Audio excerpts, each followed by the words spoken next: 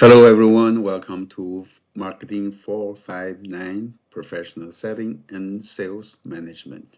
Professional Selling, Sales Management. And this is chapter 12. Chapter 12. In this chapter, let's talk about forecasting sales and developing budgets. Okay? How to forecast the sales for your department, division, or company, and how to develop budget, the budget developing process associated with the sales revenue and expense. Okay. Andy Cohen is an editor from Sales and Marketing Management Journal. Okay. He said something like this.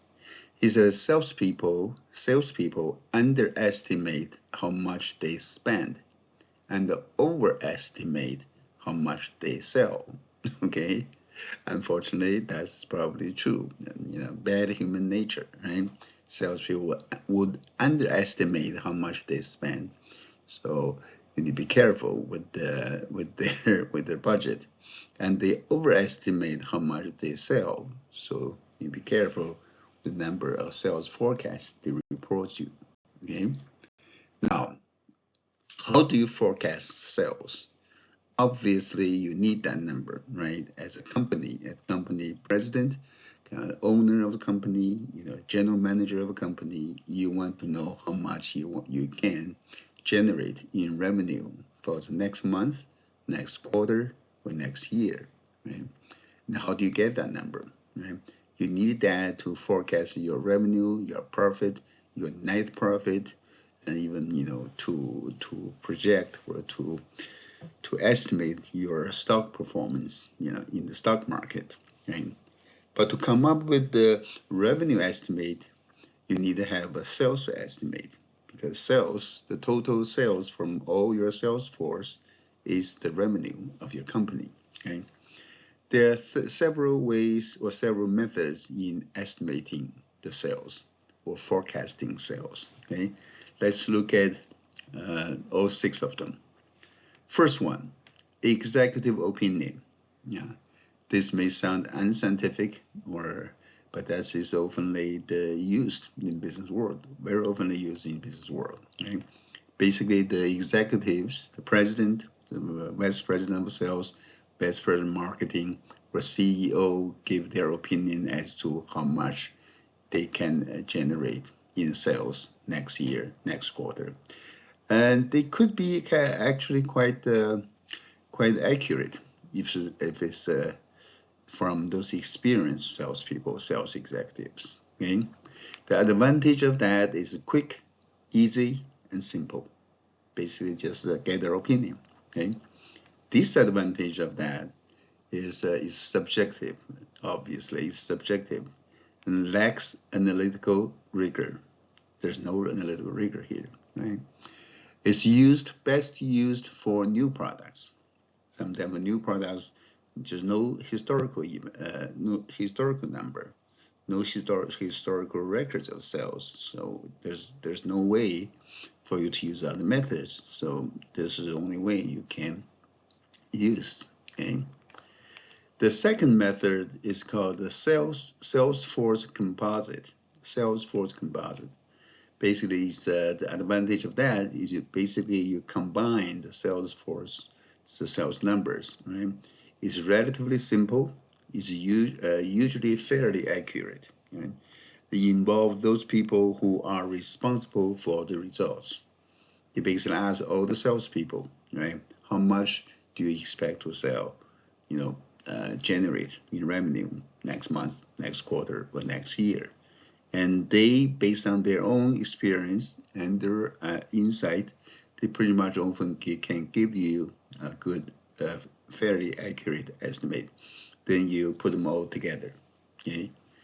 The disadvantage of that is the salespeople are sometimes, as I said in the beginning slide, overly optimistic. So you need to curb that a little bit. Okay. Salespeople may sandbag to look better. What do you mean by sandbag? It's they estimate low, so in the end, their sales number may succeed what they reported or they may estimate it, so they look better in the eyes of the boss. So that's called sandbagging. Okay? And also, this is time consuming. You have to survey all your salespeople, right? All of them, right? For companies, large companies, you're talking about hundreds or thousands of salespeople. Okay, so when is used the best? It's best used when reps are of high caliber. They are of high caliber. They know what they're doing. Or when each rep has a small number of customers, so they know their future sales, very well. Okay. The second method, Salesforce composite. Right? A third method is survey of buyers' intentions. Survey of buyers' intentions. You do a survey, conduct survey of the buyer's intention to purchase. Okay. This is done by those who will buy the product, so accuracy should be good. Okay? You actually survey your customers, so they probably tell you how much I'm going to buy. We're going to buy next month, next quarter, next year. So the accuracy should be pretty good. So that's the advantage of survey of buyer intentions. But disadvantage also is time consuming and the cost is high. Okay? Some customers may not cooperate. Okay? When should this be used? For new products, you can do that. Or when there are a small number of customers, you can use that. Okay?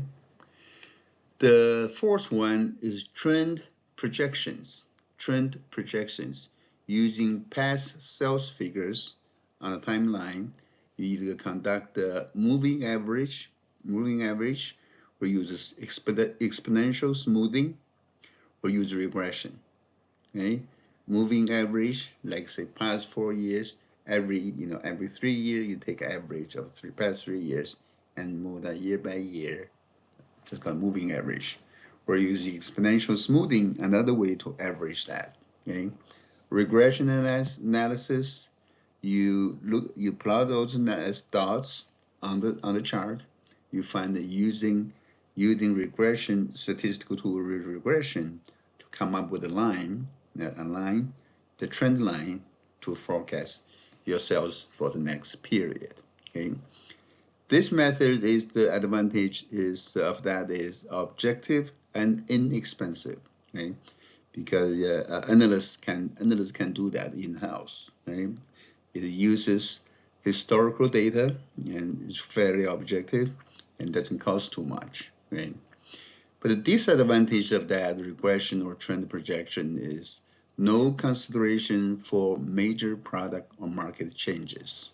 Okay? They just use past numbers, past events, past numbers. So what if there's a new trend, new things, new market situations? Okay? And requires some statistical analysis, but that's actually not too bad. Right? So it is best used for established products. If you have established product lines and it's quite stable, you can use that. Or when market factors are predictable. When market factors are predictable, you can use trend projections. And also when for aggregate company forecasts, you can use them to aggregate company forecasts. Okay? The fifth method for sales forecasting is analysis of market factors. Analysis of market factors. Okay? You analyze all those market issues, market conditions. Okay? It's objective and it could be fairly accurate and simple. But again, the downside here is unforeseen changes in the market can lead to inaccuracy in your forecast. So it's best used when market factors are stable and predictable. The market factors, the buyers. Okay? And the last method is test market. Do a test marketing. Find the test marketing area, region to do a test marketing. It's very accurate. The biggest advantage is that it's very, very accurate compared with other methods. Right? But it's very costly and also time consuming. Okay? It's best used for new products which do not require large investments, then you can use that. Okay. So for your company, for your product, the different natures of your product, or for your the industry you serve, you may consider using either 1 or 2 or 3 or combination of all these methods in forecasting your sales. Okay. This chart shows the trend projection using least square method, the regression line. Okay, you can see that the dots, this from 2000 to 2009, the numbers from 2000, 2008 to 2008, 2009. Okay, and then you want to forecast your 2010 sales. Okay, now depending how you choose your base. Okay, you can do 2 different ways. Okay? If you choose all these, you use a 10-year base as your forecast, 10 year from 2000 up to 2009, 10-year base, right? You come up with this line, this solid line right here that connects all the dots, right?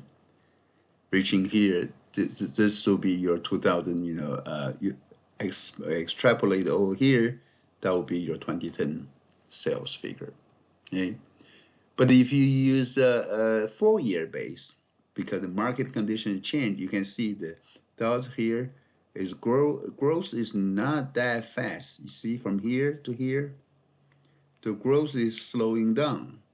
So using this method, the growth rate in these areas between 2002 and 2006 is probably not appropriate. And instead, you want to use 4-year base. That is looking at the last 4 years, right, from here. And then you will come up with a different line, this dashed line here. Okay? Using that line, using the data from 4 years, past 4 years, you come up with a different line, which is a dashed line. Okay? And according to this line, if you forecast, you extrapolate for 2010 sales, you're going to have a different number. It's part of a lower number. That could be more accurate because it's more recent. So be careful in using the least square regression method to forecast your sales. Okay? Choose your base carefully. Okay? This is a market factor forecast. Remember, the market factor forecast is very accurate, and it's a good way to use if you have a stable, predictable market conditions. Right? This is for a diaper company making diapers for babies, baby diapers, right?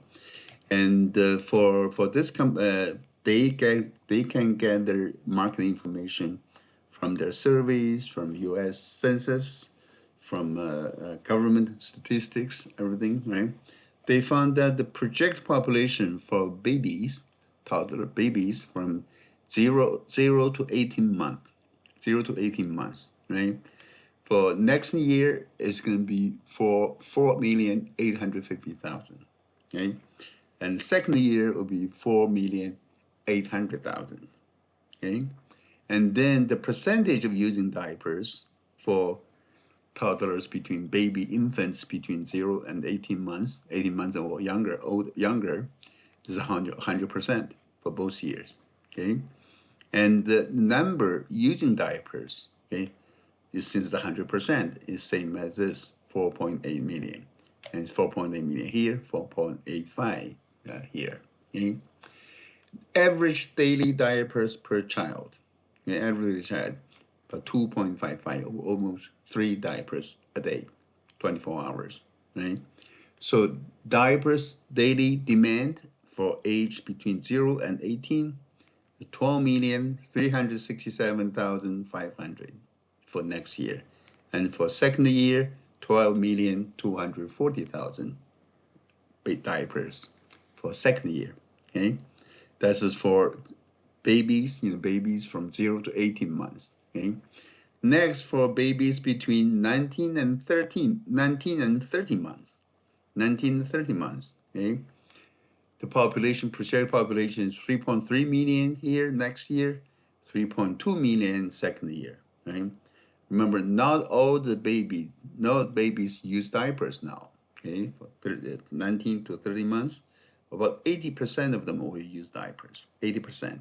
Okay, you multiply that total population, projected population by 80%, you got 2.6 million here, 2.56 million here. Okay, and also the use of diapers is lower. It's 2.19 per day instead of 2.55 a day. Okay, so it's fewer. Use fewer. The kids is bigger. The baby is bigger. Right? Therefore, the number of diapers used needed. You multiply this by that, you get 5,781 here, and 5,600,000 here. Okay, we do the same thing for babies aged 31 to 42 months. Again, the percentage using diapers is even lower. There's 80% here, it's only 40% here. The average daily diapers used per child is also lower. They only need one diaper a day, okay, a day. And then you go the same way, you calculate the total number of diapers needed, 1.54 million next year, 1.45 million second year, okay? Then you add up all the babies, all the ages, your total daily diapers is 19.68 million for next year, 19.298 million for second year, okay? And also number of disposables daily is 95, okay? And percentage of disposable diapers 95%, and the number of disposables daily is 18 million, 18.29, and dry ever market share percentage. This is the name of the company or their brand name. Okay, their market share is 20%. Okay, so expected daily sales units 3.7 million for next year, 3.6 million some for second year. Okay, and the wholesale price per diaper 0.07. That's 7 cents per diaper. Now remember, that's the wholesale price, right? Not what you pay for your baby. Okay? No, we pay for our babies. Okay, and you multiply that by the 7 cents per diaper. Okay, and you get annual sales forecast. Now this is a daily. You multiply that by 7 cents by 365 days a year. You get $95.58 million for next year and 93.68 million for second year. This is the market factor forecast for dry ever diapers.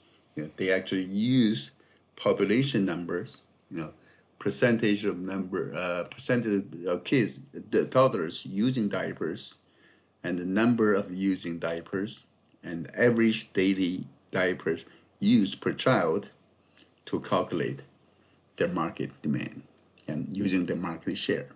Okay, so this is market factor forecast, and it's quite accurate, as we said. Okay?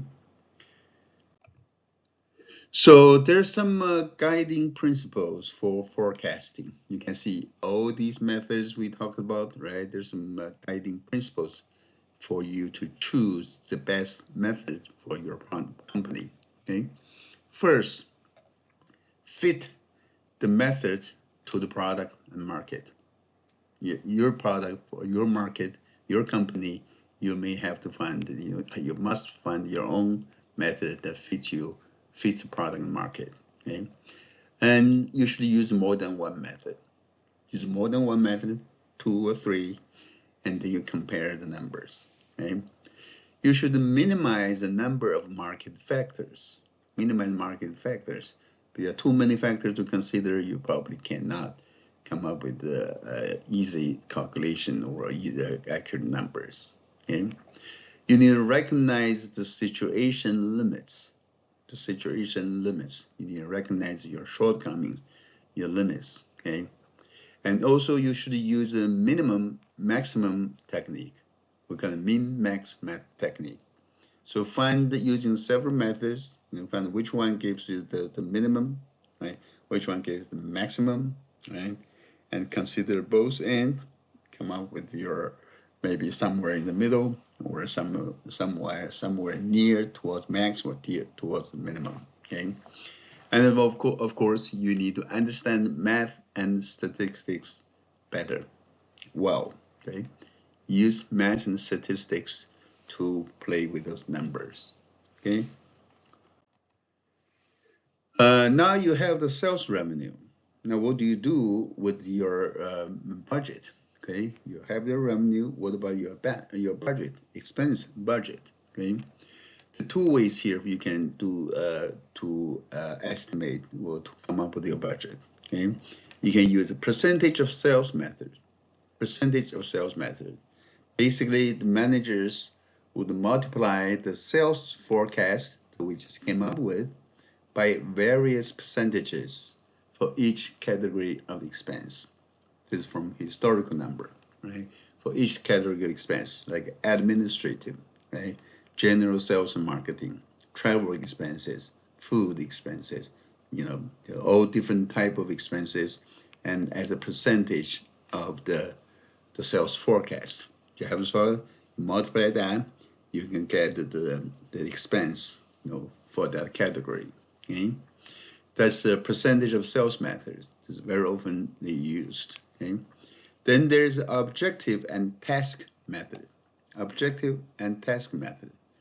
Basically, in this method, the manager will determine the task that must be accomplished in order to achieve the specific objectives, and then estimate the costs of performing the task.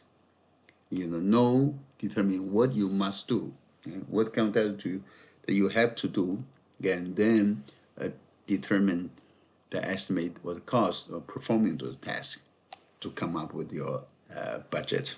Okay?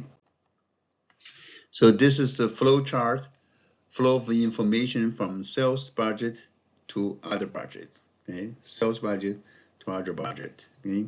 You have a sales budget here. Okay? Calculated for using the two methods we have, from your sales revenue, okay?